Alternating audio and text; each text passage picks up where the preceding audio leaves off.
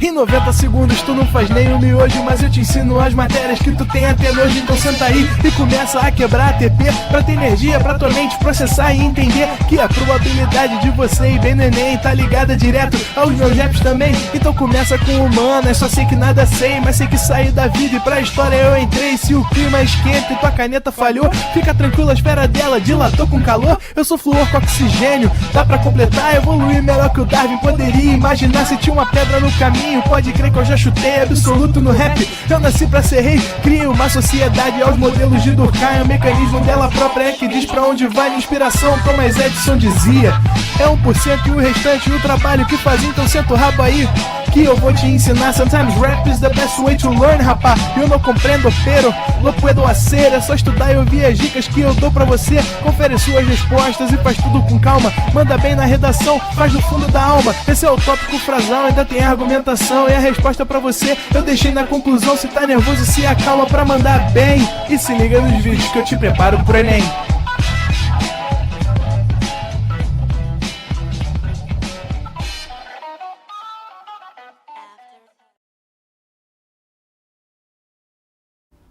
Estamos ao vivo, estamos online, Dieguinho. Prolacradoras e prolacradores do meu coração, muito boa tarde, quase boa noite, como é que vocês estão? Tudo certinho? Meu diretor Renan Superman estava no outro estúdio, apareceu voando aqui do nada, né? O homem multifuncional do ProEnem, tá? Só errou no time, né? Nem preciso falar disso, o homem só erra no time. E aí, meus amores, como é que vocês estão? Diego, queremos fofoca. Vocês acreditam que eu tô sem muita fofoca?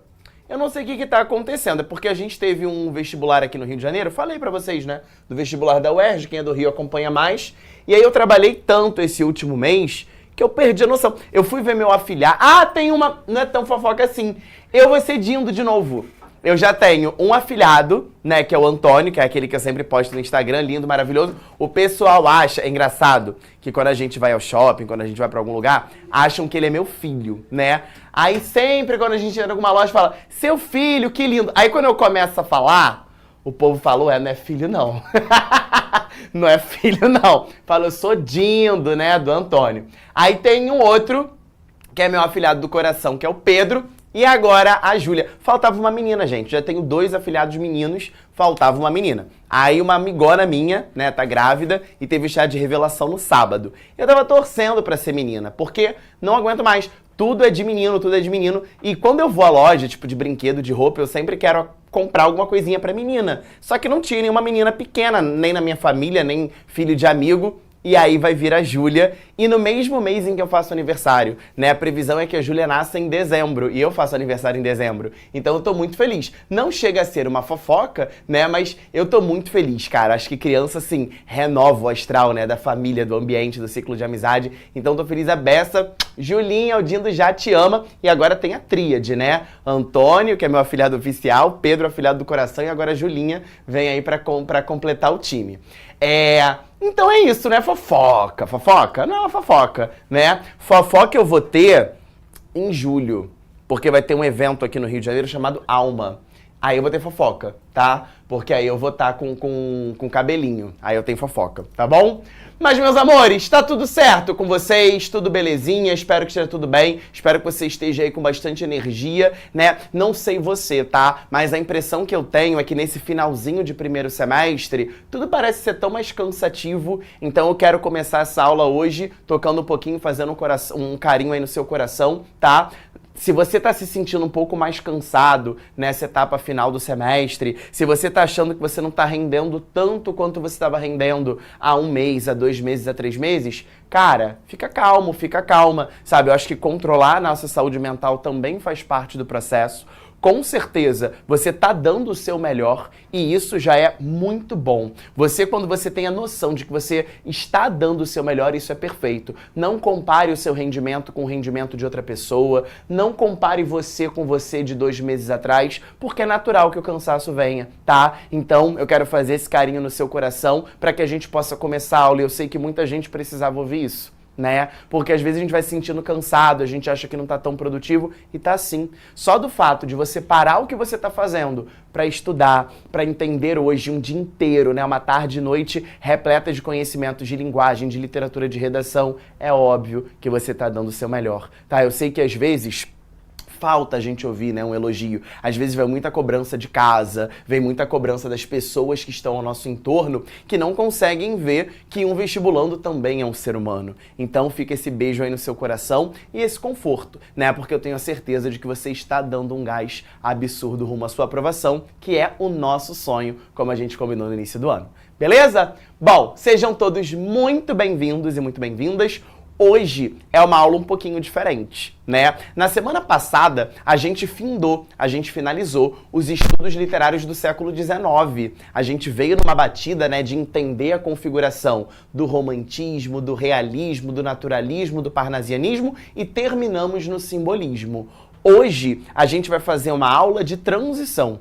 E a transição é tamanha que a gente vai falar, obviamente, de literatura, mas o ponto central da aula de hoje é a história da arte, beleza? A gente precisa fazer esse momento de transição do século XIX para o século XX para que você entenda que a gente começou a trilhar o que a gente vai chamar daqui a algumas semanas de modernismo. Exatamente o movimento literário, a escola literária que mais é cobrada na prova do Exame Nacional do Ensino Médio, né? Exatamente o conteúdo nosso programático mais extenso. Nós vamos ficar basicamente 8 a 10 semanas falando sobre modernismo, falando sobre essa escola literária que é a mais importante, a que te traz mais repertório sociocultural para diversos temas de redação, mas as coisas não acontecem da noite para o dia. A gente precisa te mapear para você entender, né, com mais facilidade como que o modernismo, né, o que a gente chama de modernismo no Brasil, ele se consolida. E por isso a gente faz esse regresso, né, ao finalzinho do século XIX, início do século XX na Europa,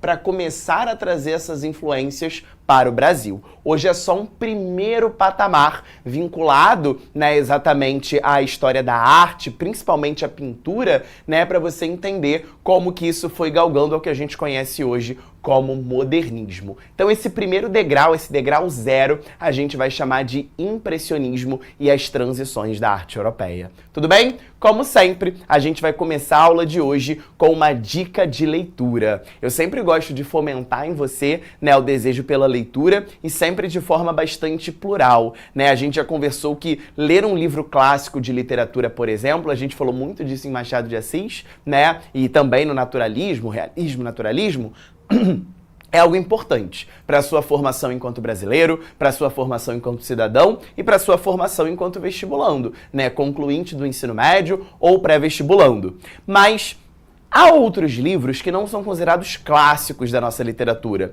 mas são livros incríveis, são livros fundamentais para o seu crescimento e principalmente um aporte sensacional para repertório sociocultural de redação.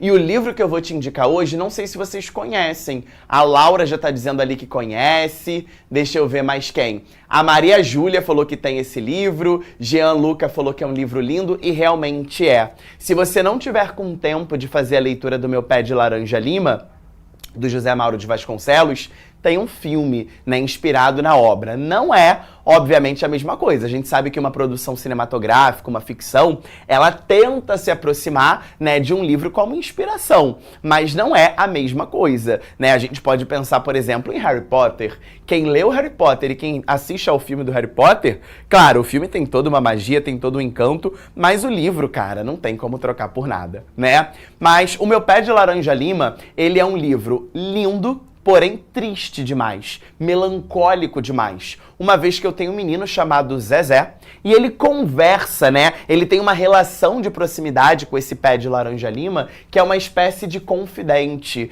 Então é um livro memorialístico, né? É um livro em que o Zezé relembra a sua infância. O Zezé já crescido, né, relembra a sua infância. Esse filme está disponível na Globoplay. beleza? Eu não sei se na Netflix ou um piratão existe por aí, né, nesse submundo da internet, né? Mas com certeza na Globoplay tem. Inclusive eu reassisti a esse filme na semana passada, que realmente é um filme bastante incrível. E por que eu tô indicando O Meu Pé de Laranja Lima? Primeiro por esse regresso à infância, eu acho muito legal, né, a gente sempre resgatar as nossas memórias infanto-juvenis e não necessariamente memórias boas. É claro que a gente gosta de falar de coisa boa, né? A gente gosta de relembrar coisas que a gente viveu, isso é fato. Mas quando a gente relembra o nosso passado e aprende com os erros, entende que os traumas que a gente vivenciou, eles são o reflexo, né, do que a gente está vivendo hoje, faz parte, né, desse conjunto de traumas,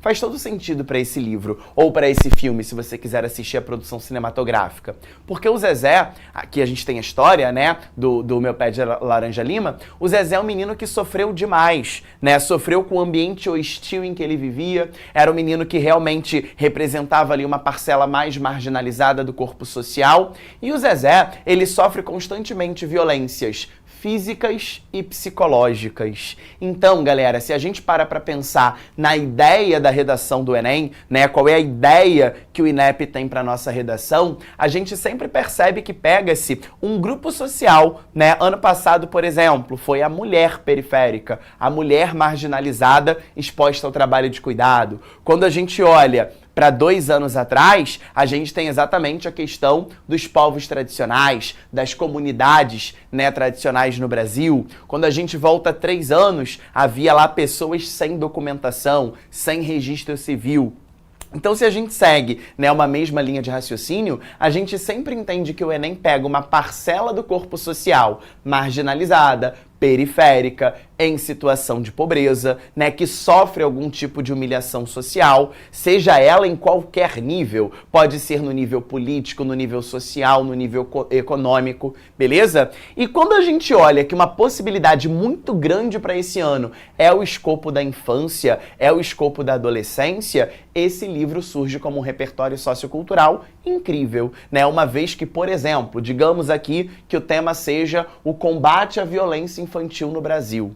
O Zezé, personagem central de Meu Pé de Laranja Lima, é um repertório fabuloso, né? Porque nesse livro e na própria produção cinematográfica, o Zezé aparece como essa alegoria de um menino periférico, de um menino marginalizado, que sofre agressões tanto físicas quanto verbais. E não só de crianças, né? Não só de outras crianças, mas em diversas cenas o Zezé é espancado. O Zezé sofre, né, também agressão física. A agressão verbal é muito importante a gente pontuar que às vezes uma agressão verbal ela gera mazelas, né, máculas eternas, mas a agressão física, há cenas, né, nesse livro, há cenas no filme que são muito fortes, né, em que a gente vê, por exemplo, o Zezé apanhando de adultos. Então esse livro é fantástico, tá? Justamente para a gente ter esse tom memorialístico, né? Esse retorno para a nossa infância, buscando entender os nossos traumas enquanto adultos, né? Como que essas lacunas que vão ficando ao longo da nossa formação, elas são reflexo, elas dão reflexo ao que a gente vive, né?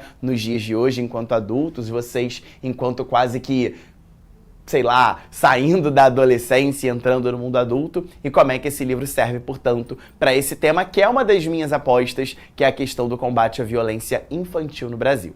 Beleza? Feita a dica, é babado, tá? Se eu fosse você, eu compraria esse livro, pegaria emprestado ou assistiria ao filme, que com certeza você vai gostar bastante dessa dica. Tá legal? Bom, feita aqui a nossa dica de leitura, vamos para esse TBT que eu comentei com vocês, né? A gente já passeou a beça pelos estilos de época na literatura do Brasil. Começamos lá atrás, no início da colonização, né, em 1500, e aí perpassamos por todos esses movimentos. Quinhentismo, barroco, arcadismo. Vimos que aqui existe uma linha, né, que separa a literatura do Brasil colônia, a literatura nacional de fato, quando o Brasil se torna independente de Portugal, e vem o romantismo nessa criação do conceito de brasilidade, e perpassamos recentemente pelo século XIX mais a fundo, vendo realismo, naturalismo, parnasianismo e simbolismo. E aqui a gente faz uma outra parada. Até o simbolismo, a gente percebe que a arte brasileira era basicamente uma tradição e uma adaptação da arte europeia. Só que agora o que vai acontecer? Final do século XIX, início do século XX, a Europa vai passar por transformações no campo da arte. Transformações muito influenciadas pelo avanço tecnológico. Então esse avanço tecnológico dessa virada de século XIX para século XX vai interferir em todos os escopos sociais, inclusive no campo artístico. Então a gente vai fazer uma viagem hoje, né, para a Europa para entender esse movimento de transição, para que ele seja a base do que está por vir. E o que está por vir? Já já. Pré-modernismo, vanguardas europeias, modernismo em si, todas esses desdobramentos, né, do que vem a ser esse período de transição do finalzinho do século XIX para o início do século XX. Tá legal? Então vamos mapear aqui o nosso contexto histórico. Quando a gente fala em literatura do final do século XIX, início do século XX, é um momento de tensão, é um momento de inquietação, é um momento de disputa militar, é um momento de disputa econômica, claramente por conta da Primeira Guerra Mundial, né? A Primeira Guerra Mundial também não vai acontecer do dia para a noite. A gente tem todo um preparo, né, político, social, econômico, e esse cenário, né, conturbado vai refletir, obviamente, no campo artístico, tá? Então sempre que a gente falar desse finalzinho do século XIX, início do século XX, a gente sempre puxa para essa questão de um período de dúvidas e inquietações pelas disputas econômicas e militares que vão instaurar a Primeira Grande Guerra Mundial. Beleza? Então vamos lá. Eu te disse que a arte de transição da Europa, né, sobretudo no início desse século XX, vai ser uma arte que vai refletir exatamente os avanços tecnológicos. E para a gente começar a pensar... A marca Eno tem tudo para cuidar da sua digestão do começo ao fim. Está cada vez mais completa para ser sua aliada no dia a dia. Eno trabalho, Eno banheiro. Eno cuida da sua digestão do começo ao fim. Com No Limite Garantido, você aumenta o limite do cartão para trocar sua TV enquanto seu dinheiro rende. Esse é o jeito Nu. Mas se quem domina o controle não é você...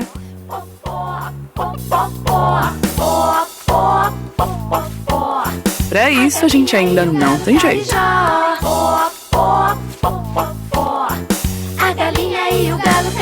De empréstimos a investimentos. Nubank, N possibilidades. Câmera, o artista, o pintor precisa se reinventar, porque, meus amores, antes, se eu queria retratar minha família no século XVI, por exemplo, eu convocava um pintor e esse pintor retratava isso num quadro. Agora eu tenho tecnologia, bebê. Agora eu tenho avanço tecnológico. Então o pintor vai precisar se reinventar e garantir a verossimilhança nos seus quadros, porque senão o trabalho dele, obviamente, já não faria mais sentido na captação da própria realidade. Então a gente vê a fotografia como uma forma de revolução.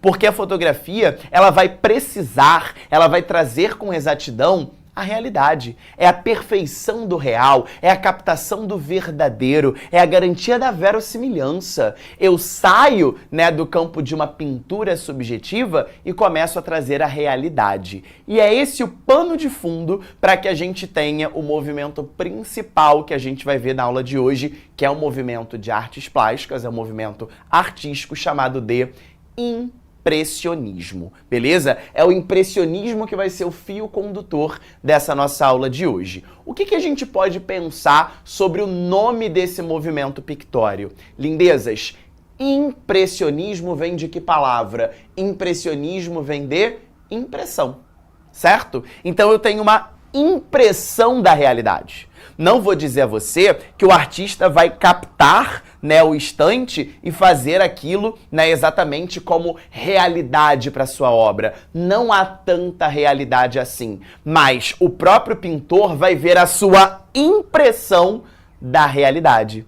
Consegue entender? É como se o pintor observasse aquela realidade e a partir daquela realidade ele colocasse a sua impressão. Então é a impressão do pintor, é a impressão do artista acerca da realidade. E aí a gente vai ver algumas características desse movimento. Algumas serão muito marcantes, principalmente as cores vivas. Olha aqui para esses quadros e detalhe, lembra que o seu Enem agora é colorido? Por muito tempo, né, o Enem foi preto e branco. Desde o ano passado, o Enem é colorido, sobretudo por conta das diversas obras de arte, pelos diversos quadros que são expostos em determinadas questões, beleza? Então a gente parte do princípio que esse impressionismo vai ser a impressão que um pintor terá da própria realidade. E aí a gente vai perceber o uso de iluminação. Olha como é que os quadros são vivos, né? A impressão é exatamente um jogo de luz, são cores vivas. Não há aqui uma tendência em retratar o escuro, o cinza. Percebam que a gente tem cores vivas para relatar essa impressão que o artista tem do próprio objeto fotográfico. Muitos quadros são pintados exatamente ao ar livre para termos aqui a representação da luz, que era fundamental para a fotografia.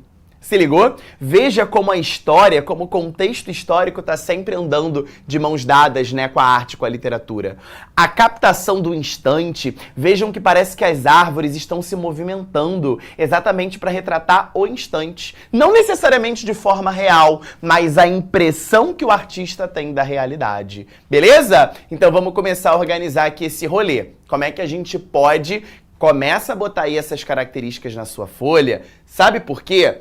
Lá no dia 3 de novembro, é fato que você vai ter pelo menos umas 4 questões que envolvem quadro, escultura. E você não pode negligenciar essas questões. Você não pode achar que tem muita gente que naturaliza, né? Vê uma questão de obra de arte, vê uma questão de escultura, vê uma questão de quadro e internaliza que vai errar. Acha que é uma questão muito subjetiva, acha que é uma questão que você nunca vai conseguir acertar porque é uma viagem enlouquecida. Galera, a gente não pode se dar o luxo de perder 4 questões da prova. E geralmente a gente tem 4 a 5 questões que envolvem esculturas, pinturas e obras de arte. Então, por favor, não vamos dar esse mole e não vamos naturalizar que a gente vai errar esse tipo de questão. Tá legal? Se for uma obra impressionista, começa a listar aí as suas características, que depois a gente vai para o mapa mental do quadro. Arte baseada em inspiração realista. Não é realidade. A realidade é a fotografia, mas a partir do elemento fotografado, eu consigo mostrar a minha impressão. Por isso o nome do movimento, impressionismo. Representação muitas vezes da natureza, por quê? Pela incidência da luz, fundamental para a fotografia. Não há questionamentos sociais, a gente não vê aqui o engajamento social, tá, nesse tipo de arte. É a representação fotográfica, a captura do instante. Percebam que em muitos quadros a gente vê a representação do movimento, tudo bem? A representação da natureza vinculada ao movimento. Novas maneiras de interpretar a luz, as cores e as formas. Desconstrução precisa do descritivismo, ou seja, não precisa ser real, e sim a impressão da realidade, a interpretação da realidade. Contornos borrados para sugerir essa ideia de movimento. A cor e a mancha são mais relevantes do que o contorno em si, justamente para trazer esta impressão. Eu não estou querendo focar na realidade, mas a realidade é a minha inspiração para que eu possa trazer de forma subjetiva a minha impressão, né, a minha subjetividade acerca daquela captação do instante. Beleza? Paisagem, geralmente ao ar livre, influência da luz solar, uso, já vamos falar de Van Gogh, tô vendo que a galera já tá ali desesperada, é Van Gogh, já é Van Gogh, já é Van Gogh. Cores luminosas e o instante em movimento. Por isso, volto a dizer, parece que a tela está se mexendo, né? Se a gente para olhar, não são figuras estáticas, reparem, né? Parece que o quadro se mexe, parece que os elementos da natureza se mexem, né? O tempo todo. Olha a saia da mulher, olha o guarda-chuva, olha a nuvem, né? Representando exatamente essa impressão da própria realidade. Tá bom? A ideia não era o retrato preciso da realidade, e sim a impressão que eu tenho dela. O foco era a impressão sobre de que se tratava, formas de como a realidade impressiona o artista e a própria obra, e o grande nome desse movimento é o Claude Monet. Beleza? Então, obviamente, estamos falando da Europa e como que a Europa transforma a sua arte para que a gente tenha aí esse primeiro degrau rumo ao que futuramente, em 1922, a gente vai chamar de modernismo no Brasil. Beleza? Então, vamos organizar. O nome impressionismo, que pode ser entendido como a forma de como a realidade, ou seja, a luz, a cor e o movimento, impressionam o artista e sua obra. E aí, galera, quando a gente fala dessas influências do impressionismo na literatura, isso já começou a esbarrar no finalzinho do século XIX aqui no Brasil, com uma obra babado chamada O Ateneu de Raul Pompeia, em que o personagem Sérgio ele estuda num colégio interno e ali nós temos exatamente essa impressão do instante, né, em que esse colégio interno, né, refletia diversas questões à época e, sobretudo, como que havia uma tentativa de desconstrução da própria sintaxe. Não havia, isso é bastante interessante você ter em mente, não havia nesse livro muitos períodos longos. A gente percebe que o livro é contado com uma certa fluidez, com uma certa rapidez, exatamente por essa ideia do impressionismo na representação, na captação do instante, beleza? Então a literatura impressionista focou na descrição das impressões e aspectos psicológicos das personagens. Assim, os detalhes visam construir as impressões sensoriais de um incidente ou de uma cena. A literatura impressionista tem como características a valorização das emoções e sensações, não à toa uma narrativa memorialística, é uma narrativa de memórias, né, a importância da memória, com a busca por um tempo que não existe mais. Por isso eu tenho o narrador lembrando, né, o que ele viveu nesse Ateneu, nesse colégio interno. Geralmente, quando isso cai no vestibular, galera, vai ser justamente na prova específica.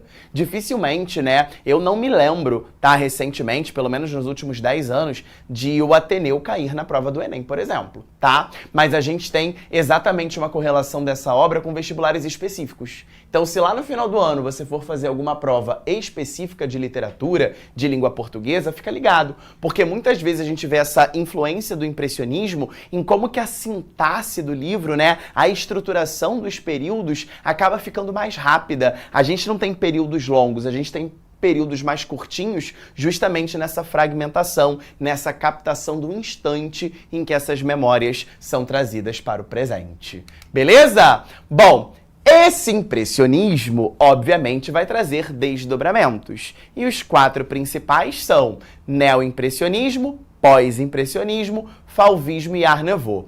Não estamos falando ainda das vanguardas europeias. Eu perdi ali uma dúvida que me perguntaram. A gente não vai falar de vanguarda europeia hoje. Vanguarda europeia é um assunto para daqui a 2 semanas, tá legal? Aí que a gente vai falar de cubismo, expressionismo, dadaísmo, futurismo. Esse é um papo para daqui a 2 semanas, é um movimento posterior, tá? A gente está exatamente naquele primeiro degrau, lembra disso? É exatamente na linha de partida para a gente começar a construir o que foi o pré-modernismo, o que foi a vanguarda europeia, o que foi a Semana de Arte Moderna e a própria consolidação do modernismo no Brasil. É como se esse fosse o pilar de 0, né? A gente parte dele para subir essa escadinha aí rumo ao modernismo, tá? Não estamos falando de vanguardas europeias hoje. Já falando desse movimento de transição do final do século XIX e início do século XX. Tá legal? Vamos para o neoimpressionismo, gente. O neoimpressionismo, reparem que é basicamente o impressionismo. Reparem que a gente tem a incidência da luz, a gente tem elementos da natureza,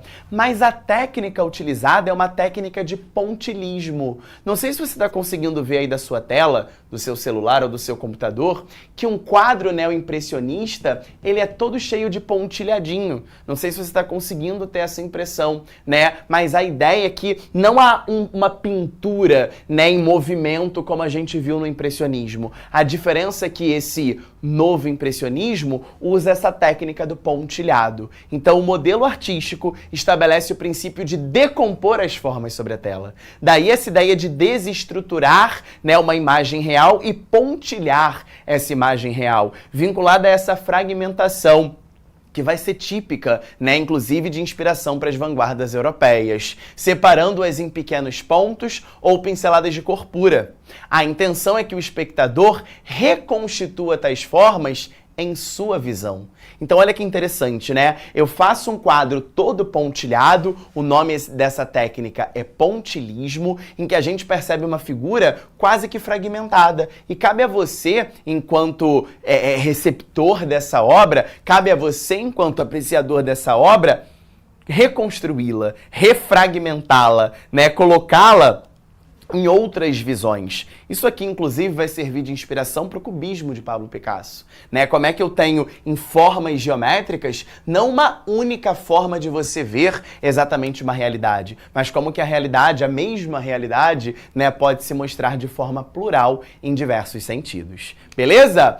Outro desdobramento, aqui tá o Van Gogh, né? É exatamente o pós-impressionismo. Van Gogh vem um pouquinho depois, né? Justamente valorizando a textura. Você já deve ter visto isso, você já deve ter reparado exatamente isso como característica do Van Gogh, né? A gente vê no pós-impressionismo uma pincelada mais marcante, uma pincelada que parece que envolve textura, né, nas suas pinturas. Então, pós-impressionismo, as pinceladas tornam-se soltas, fortes, marcantes, alongadas e texturizadas. As cores ganham mais importância do que as formas e os tons pastéis começam a dar lugar às cores mais fortes. Percebeu a diferença? Lembra que lá no impressionismo, vou voltar aqui para você ver, a gente tem cores mais vivas, né? Cores mais marcantes. A gente tem uma incidência da luz solar muito maior. Quando a gente vai para o neo-impressionismo, a gente vai para o pontilhado. E quando a gente vai para o pós-impressionismo, a gente já vê uma figuração mais densa, uma figuração que não envolve tanto assim a iluminação e que envolve principalmente as texturas vinculadas, né, exatamente à pintura. Parece que o pintor joga, né, o pincel e dali ele faz exatamente as suas subjetividades. Tá legal? Bom, fauvismo, que também acaba sendo um desdobramento desse impressionismo. O movimento preza pelo primitivismo das cores. Repara como são cores fortes, porém muito bem definidas. Nos outros movimentos, eu não consigo separar aqui, por exemplo, o que é o amarelo do azul. Parece que eles se mesclam, que eles se misturam. Já no fauvismo, eu tenho cada elemento sendo representado por uma cor super bem definida. Uma visão sintética da natureza. Assim, é característico o uso de cores violentas, de forma arbitrária, de forma aleatória, com pouca ou mesmo nenhuma gradação entre as cores. Ou seja, o objetivo não é fazer um quadro harmônico, mas um quadro, como a própria palavra que eu usei, uma cor violenta, uma cor que você sabe muito bem diferenciar qual é a cor da figuração do homem para a cor da figuração da planta, por exemplo, ou do chão em que eles pisam aqui, para a cor do céu. Então a gente percebe, né, exatamente no fauvismo uma realidade mais primitivista, né? A gente percebe que as cores estão muito bem delimitadas. Tudo bem? E o último desdobramento, esse é o mais importante para o Enem, tá? É a arte nova, a Art Nouveau.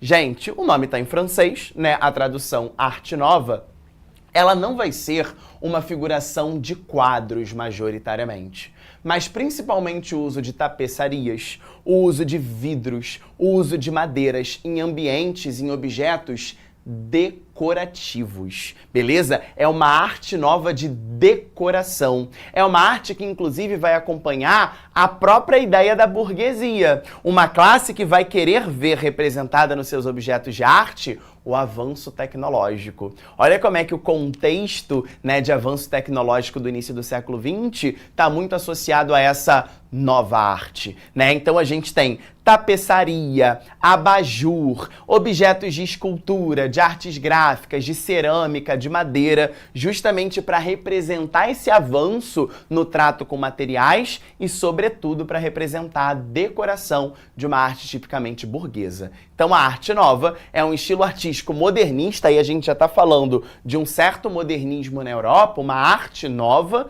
não deixa de ser um modernismo, manifestado nas artes plásticas, nas artes decorativas, como cerâmica e vidraçaria, artes gráficas, arquitetura, escultura e design.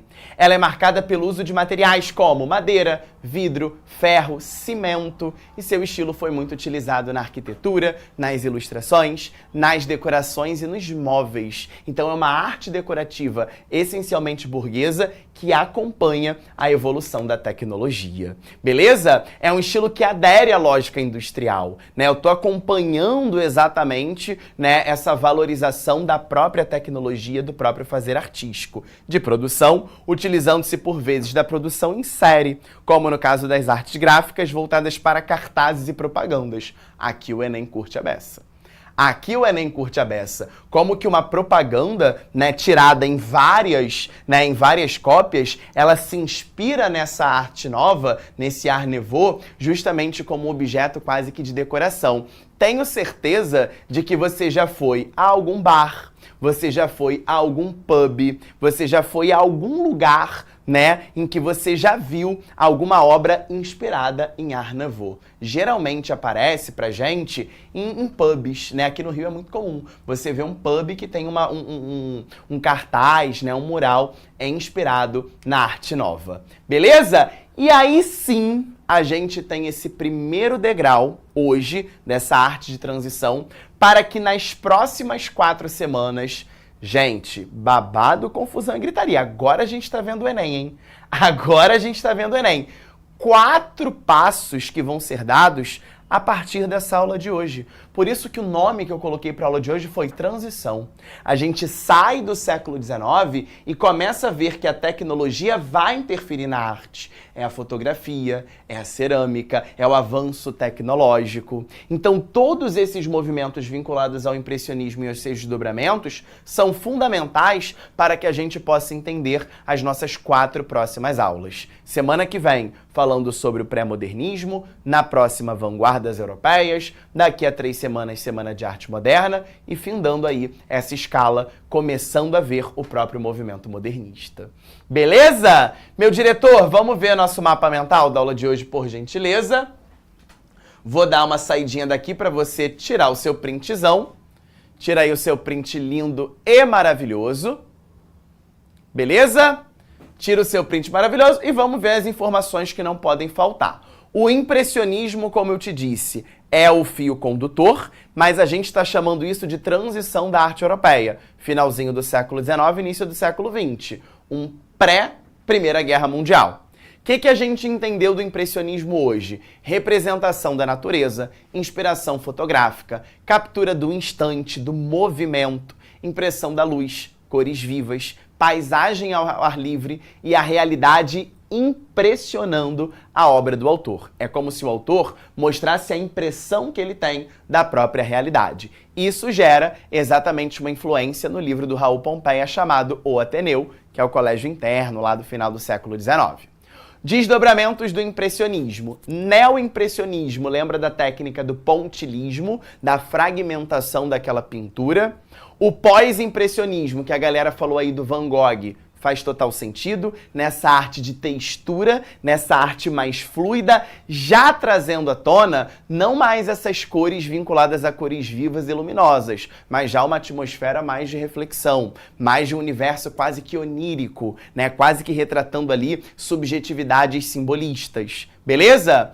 Fauvismo, o primitivismo de cores, e Art Nouveau, a arte nova, sendo a reflexão da própria lógica industrial, do próprio avanço tecnológico do século XX, tá? Então vou chegar para cá, para você tirar o seu print, e a gente termina a aula de hoje vendo 2 questõezinhas modelo Enem.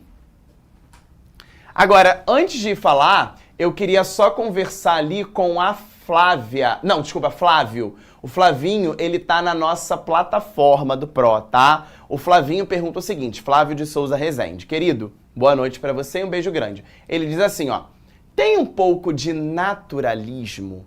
Gente, o que eu mais vejo na literatura é a gente confundindo essa escola literária. Naturalismo não tem nada de valorização da natureza, tudo bem? Quando a gente fala de naturalismo, não tem a ver com valorização da natureza. A valorização da natureza foi feita pelo arcadismo. Lembra disso? É o arcadismo lá vinculado antes um pouquinho da Inconfidência Mineira, né? É o arcadismo que vai valorizar a natureza. Por quê? Porque a gente tem um movimento de primeira revolução industrial. E na primeira revolução industrial, a gente tem exatamente a ideia de que a cidade fica completamente poluída e o homem passa a buscar no campo um subterfúgio, né? Um ambiente subterfúgio. O naturalismo não tem a ver com natureza planta, natureza gado, como no arcadismo. O naturalismo tem a ver com vida natural, um instinto biológico. Lembra lá do Curtiço, do século XIX? O naturalismo é você ver o ser humano de forma natural, de forma zoomorfizada, de forma animalizada, de forma fisiológica. O ser humano é um animal. Isso é a forma do naturalismo enquanto escola literária, beleza, Flavinho? Não confunda isso. Valorização dos elementos da natureza, arcadismo. Naturalismo é a visão biológica, a visão natural do ser. O naturalismo não vem de natureza, vem de natural. Anota isso para você não esquecer. Valorização da natureza, arcadismo. Valorização da visão biológica, da visão natural do homem, da animalização, da zoomorfização, naturalismo. Confunde mesmo, né? Você vê, pô, naturalismo, natureza. E não é. É a visão natural, a visão biológica do ser. Tá legal? Vamos para as questões. Ó, as duas são do Enem, hein? Ou seja, esse é um assunto recorrente na prova que a gente não pode dar mole. Primeiro, a gente comentou, né, o quadro Mulher com Sombrinha. É uma obra impressionista, a gente vê claramente a captação do instante, uma obra que parece estar em movimento, um foco de luminosidade muito grande. Reparem aqui nas cores claras, nas cores vivas. Eu tenho exatamente a incidência de luz. Olha a sombra aqui da mulher. Tu reparou isso? Se eu tenho uma sombra aqui da mulher, isso está representando um feixe de luz, está representando exatamente a captação dessa luminosidade. Vamos ver o que o Enem esperava da gente. Em busca de maior naturalismo, e aí vem o naturalismo de natural, não de natureza, em suas obras, e fundamentando-se, natural é a visão real, né, que eu tenho, e fundamentando-se em um novo conceito estético, Monet, Degas, Regnault e outros artistas passaram a explorar novas formas de decomposição artística, que resultaram no estilo denominado impressionismo. Observadores atentos da natureza, esses artistas passaram a... Reparem que nós temos elementos da natureza sendo vinculados à luz solar. São obras que são captadas exatamente a uma luz solar, né? Ao ar livre. Bora ver aqui qual seria a opção correta. Letra A. Retratar em suas obras as cores que idealizavam de acordo com o reflexo da luz solar nos objetos. Letra B. Usar mais a cor preta, fazendo contornos nítidos que melhor definiam as imagens e as cores do objeto representado. Letra C. Retratar paisagens em diferentes horas do dia, recriando em suas telas as imagens por eles idealizados. Letra D. Usar pinceladas rápidas, de cores puras e dissociadas diretamente na tela, sem misturá-las antes na paleta. Ou letra E, usar as sombras de tons de cinza e preto com efeitos esfumaçados, tal como eram utilizadas no Renascimento. E aí? Agora que vem, porque a galera tá na dúvida ali entre A ou D, A ou D, A ou D. Galera, gabarito letra D de dado. Vamos entender o porquê? A letra E, a gente pode tirar aqui sombra. Usar sombra em tom de cinza, esquece. Da mesma forma, a letra B, usar cor preta, esquece. Letra C, retratar paisagens em diferentes horas do dia. Se tá de noite, não me faz sentido porque eu quero a incidência da luz solar. Então, ficamos entre A e D. Vamos à letra A. Retratar em suas obras as cores que idealizavam. Galera, idealizar é romantizar. Lembra disso? Quando a gente idealiza algo, a gente não está trazendo a realidade, a gente está trazendo uma subjetividade. E a pauta, né, o princípio da arte impressionista é exatamente a máquina fotográfica. É um princípio vinculado à realidade. Então essa letra A, ela dá vontade de marcar, né? Porque fala do reflexo da luz solar, fala das coisas, mas a idealização que ela promove aqui nessa letra A é a palavra incorreta. Porque a idealização, A idealização está muito mais vinculada à romantização do processo do que à busca da impressão da realidade. Lembra disso, o que é o impressionismo? É a impressão que o artista tem da realidade que ele observa. Então não há idealização, gabarito letra D de dado. Tá bom? Para finalizar, vamos à última questão. O quadro Banheira do Degas. Vamos ver o que a gente espera dessa questão, que também foi do Enem. A pintura apresentada, Banheiras, Edgar Degas, 1886, pode ser considerada uma obra impressionista. Vamos ver o porquê. Letra A. Pela rigidez dos movimentos dos traços e construção vertical das formas. Letra B. Pela presença de um corpo nu, expressando a dignidade e o poder humano. O Enem dá uma viajada às vezes, né? Letra C. Pela cópia mecânica da vida cotidiana e simultânea alteração da realidade. Letra D. Pelo esforço de reduzir a luz, manter os traços retos, os contornos grossos e o sabor primitivo da vida. Ou letra E, pela preocupação com a luminosidade e sua incidência nas formas e o valor atribuído à beleza e à própria arte. Como é que a gente finaliza essa questão? A, B, C, D ou E? Eu acho que essa tá mais fácil que a primeira, né? A primeira te pegou muito na letra A. Não foi porque você viu ali a incidência da luz, você gostou dela. Mas idealização, tu viu que estava errado. Vamos lá. Tenho preocupação com luminosidade, né? Eu tô vendo ali claramente o que está acontecendo. Eu vejo uma luz, né, bem firme aqui, justamente por não ter um sombreamento. Vejo a presença de cores claras. Vejo uma luz, parece de fato uma fotografia. Então, evidentemente, o nosso gabarito aqui, como diz a voz do povo, é a letra E. Beleza, meus amores? Então, por hoje é isto. Na semana que vem a gente continua esses desdobramentos dessa arte nova, conversando sobre esses próximos postulados. Pré-modernismo, depois vanguardas europeias, seguindo para a Semana de Arte Moderna e entrando na nossa escola literária mais importante, que foi o modernismo no Brasil. Beleza? Um beijo muito grande, até lá. Tchau, tchau. Assista nossas aulas a hora que você quiser. Vem com o Pro, o cursinho online que mais aprova no Enem. Assine em proenem.com.br.